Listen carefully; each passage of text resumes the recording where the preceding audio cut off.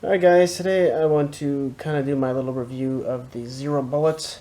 Now I picked these up because they're cheap hollow points, and by cheap I mean by today's standards for jacket hollow points. So for XTPs, Midway USA, I want to think for 115 grain 9mm bullets, it's about 26 cents plus shipping. I got these for 16 cents a piece. But nobody knows much about them. So they're Zero. I got them on Powder Valley is where I got these. So I've seen versions of these bullets that don't have the little cuts on here. I don't know if it's called skiving or I don't know how you pronounce that. Getting away from me here. But some of them do. And these do have it. I'm lucky they did. Because I've seen people test the other ones that kind of look like a Hornady Action pistol bullet, and they do not expand. So I loaded one up, chock full of power pistol is the most power I could get.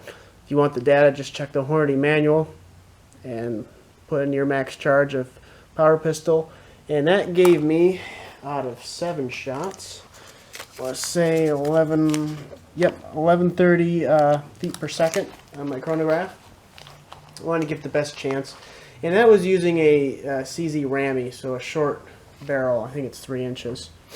So looking at the jugs, I only brought 4 jugs because in my experience, if it doesn't go through 4 jugs, or if it does, I should say, then it's probably not expanding. This one, I want to say it did, but I can't say 100%, and I'll explain in a minute. So this was probably the first shot where I hit it in the face, and it did split the jug, and they have a very small exit hole here, and there was some separation up by the handle. I think this was number 2, a very small entrance hole. Again, separated over here, and this time it blew out the back. Feels like it's bowing out, so I think that's the back. I didn't number them, so I'm just kind of guessing. And then another small hole and a crack out the back. And this final one has just a small hole going in, some separation here, and a small hole going out. So I shot some more into the berm looking for the bullet, and I did find a bullet. And I can't tell you if this was shot just into the berm, which at this point it was mud because the snow is melting today. And we got a expanded hollow point. It looks like this. So this might have been the one that went through the jugs, because I'm assuming if I shot the mud directly, it would have buried itself deep within the mud. And this was laying on top. So this could be the one that went through the jugs. But regardless, there is expansion. Not a like crazy big mushroom like I would hope to get, but judging from these jugs, if you want some expansion with plenty of penetration, this seems to be a good candidate. Let's measure it. I already did. It's probably around 106 grains. Let's see here. Yeah, 106.6 grains retained.